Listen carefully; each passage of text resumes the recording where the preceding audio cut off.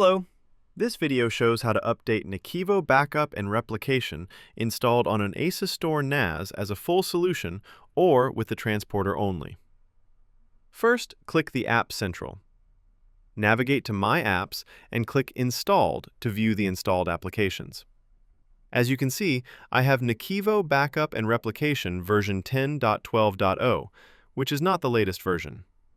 Click Management, click the Manual Install tab, hit Browse, and select the updater package for the latest NAKIVO solution version 11.0.3. Click Upload. File upload is in progress. After the upload has been completed, you will see a message. Click Next. Check the option to confirm that you understand the risks associated with installing unverified apps. Click Install. The application is being updated.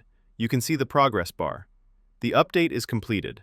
Now, the version of the NAKIVO solution is 11.0.3, which is the latest one at the time of making this video. Thank you for watching.